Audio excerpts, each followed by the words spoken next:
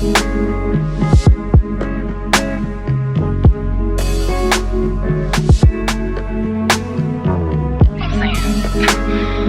beautiful people, I'm Daybebaby and welcome to my channel where I take the time to gossip about books.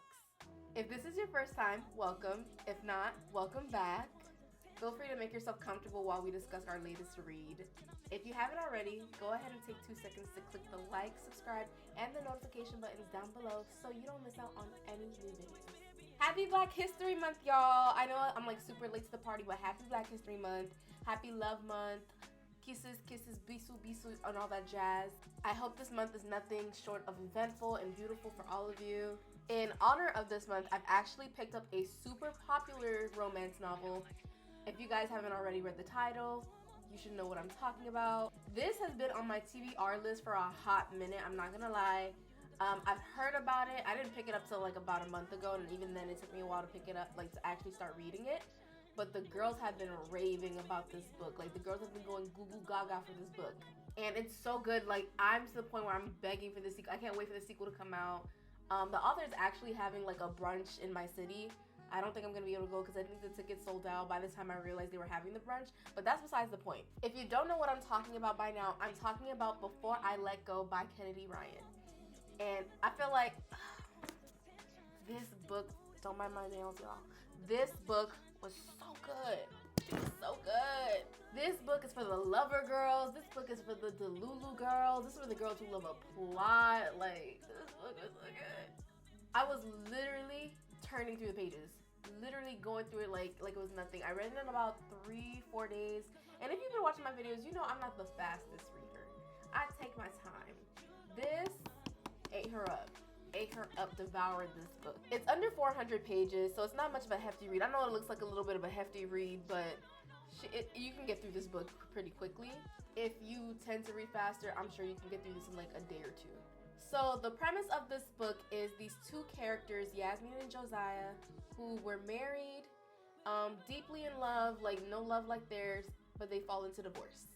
When you first read the book, you're learning about the divorce. You don't really know why they necessarily got divorced, but as you progress through the book, you get into their circumstances, you understand more why they got divorced.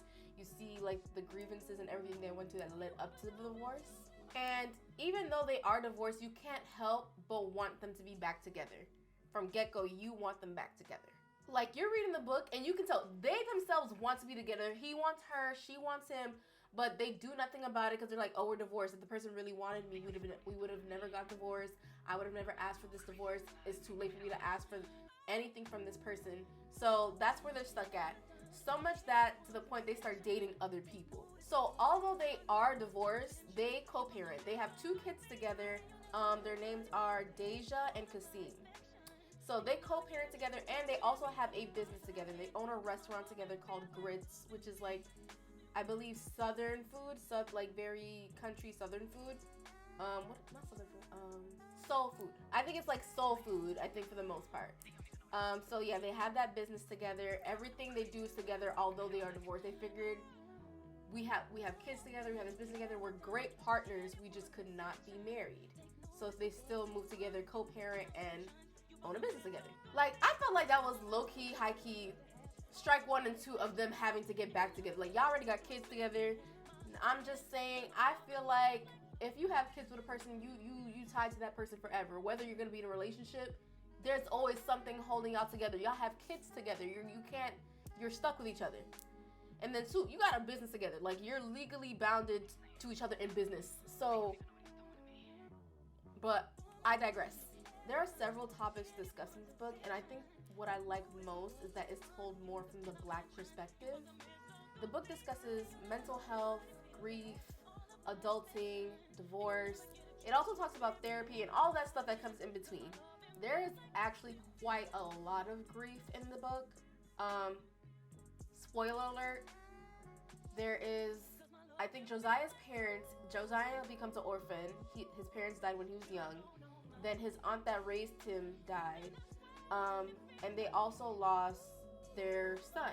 Their latest son, Henry, was stillborn. So yeah, that's quite a lot for one book. But what I can appreciate is how the book does take different like views on grief and how different people approach grief. From Yasmin to Josiah to even their son Kasim, you can see how they're all expressing themselves differently and coping with grief in a different way. Yasmin, she falls into depression, babe. She goes deep down in the trenches. She don't even think she can get out at one point. Josiah is, on the other hand, he is a workaholic. Like, he doesn't slow down to actually deal with his grief. And then they slightly touch on the grief when it comes to their son Kasim, in the sense that he has a fear of death. And you're like, why does this young child have a fear of death? Where is this leading to? Blah, blah, blah, stuff like that. One thing I thought was super interesting was their take on therapy. So Yasmin ends up going to therapy eventually because she can't handle her grief. She wants a divorce. Everything is just falling around her. And she wants Josiah to go with her. But he says, hell no. Hell no from get-go. He says, hell no. He doesn't go to therapy. He never goes to therapy. Yasmin, she eventually, like I said, goes to therapy, and she does get better with the help. They put her on antidepressants, and then she just learns to cope with her grief better. She realized everything that she might not have done in the past was the best way to approach it, and now she's gotten so much better. She's able to tackle caring for her kids better, caring for herself better, even caring for the business better, because before, when she was going through her deep depression after losing her son, she was not able to handle the business, because her son and the aunt that I mentioned earlier, they both died around the same time. So she really couldn't handle anything. She could not be supportive towards the business, and Josiah had to handle that all himself. And so eventually she did pull herself up to get back to herself and eventually put herself back into the business. Oh no. But like I said, Josiah was against therapy from the beginning until it came to a point where they thought it'd be a good idea for Kasim, their son, to go to therapy.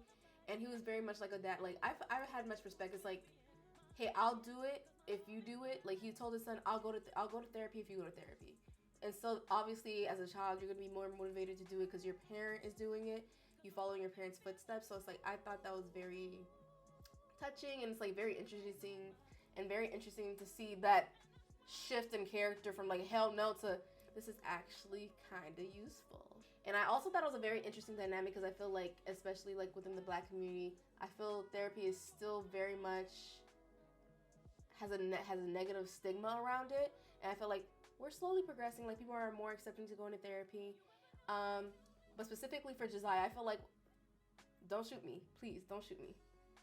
From the Black male perspective, going from I will not do therapy to shifting, and it's you know what? I finally feel I found a place where I can be open, I can speak, I can release, and I can tackle my thoughts. I love it. It's beautiful. Another topic that I thought was very interesting in the book is them discussing resentment and the ability to change your mind. So like I said, from get-go, you know that they're divorced, but you know that they still love each other and they still want to be with each other. Everybody in this book know they want to be with each other. Everybody. From the kids to the people they're dating to Yasmin's mom, everybody knows that they want to be together, that they're meant to be together. But it's because they got divorced, it's it is stupid for me to ask for this person back. From the perspective of Josiah, it's my wife asked for this divorce, why would she want to be back with me? And from the perspective of Yasmin, she's I asked for the divorce, what right do I have to now ask him to take me back? So I feel I love that perspective. Now, before I say that, this is the one time you will ever hear me say it's okay to spin the block on your ex. Okay, this is the one time. I usually do not encourage spinning the block, going back to your ex. I feel a lot of times if it doesn't work, it doesn't work once you become the ex, okay? But in this situation, I feel because of everything they had gone through, I don't want to say that the divorce was necessary. That's not the right way to say, but it's I can understand needing a break and having to separate in a sense, and then you realize maybe that wasn't the best way to go about things, and I still want to be with this person. So do not go around saying David said go back to your ex. Do not go calling your little sneaky link saying, oh, I said to be with them. That's not what I said. I said for Yasmin and Josiah, who have 2 kids, a business, and they always loved each other and never spin the block on nobody else, that they should probably get back together. One small thing I want to add, I feel bad for my girl Vashti. I was not shipping her with Josiah, but the way the girls are hating on Vashti, it's I need y'all to understand she got caught in the crossfire. She didn't do anything. She simply went after a single man. Mind you, this man was divorced for 2 years. a single man, and she got in a relationship with him. She thinking he's gonna be like, you know, he wants to work out with her. It doesn't work out. And I'm glad she left with grace, you know. Like, Josiah was like high key, low key wrong because you did cheat on her. Actually, no, they broke up before he messed with Yasmin again. But you could tell how, but I don't blame Vashti for any ways that she felt. Like, she could see it. We all saw it. So I don't know why everybody mad at my homegirl. Now, this last topic in the book, let me preface this by saying, I am not a parent, but I feel like I can think like a child to someone who is a parent. Okay, if that makes sense, you know. I appreciate with this book you can understand just because you are a parent doesn't mean you know everything. I feel like a lot of people think because once you're a parent, once you're an adult, you know everything, you have the answers to everything, you just know. That'll never be the case. Some things are just based off experience. Sometimes you make a mistake, you just have to go through it.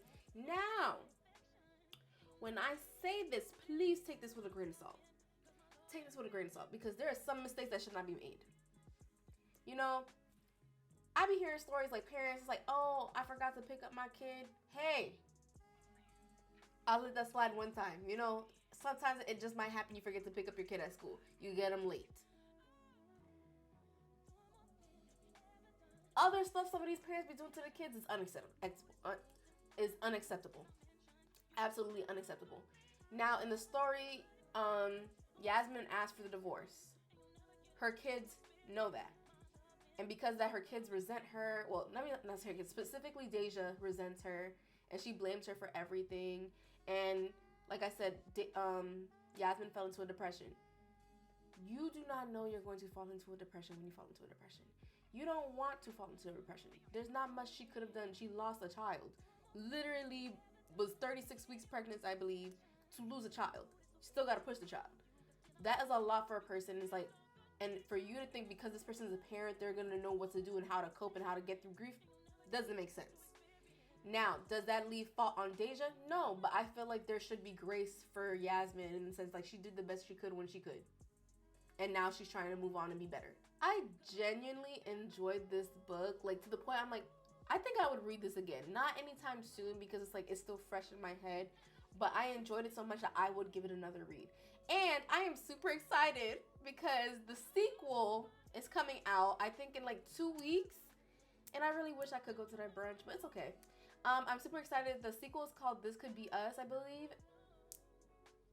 I don't know where they go. Like, I'm wondering if this is going to be like a follow-up story of Yasmin and Josiah, or I have a theory. I still haven't read anything on the book, but I feel like it might be based off of Yasmin's friends, either Soledad or Hendrix. And I really would, you know whose story I want to hear? I kind of want to hear Hendrix's story because I like her personality a lot. So stay tuned for that because eventually I am going to do a video on that. Like, the book is already on pre-order, baby, on Amazon. Don't worry about me. I'm going to read that book. It's just a matter of when I'm going to tell y'all about it. Let me know if you've read Before I Let Go in the comments and what are your thoughts on it. Do you love it? Do you hate it? Are you Team Vashti or not? I'm not Team Vashti, but I do not hate that girl. Like, there's no reason to hate her. And my thing is, I feel like a lot of people hate Vashti, but they don't hate Mark. And that's the part I don't get. Anyway, share your thoughts in the comments. I'll be sure to look at them, and I'll see you guys in the next video. Bye!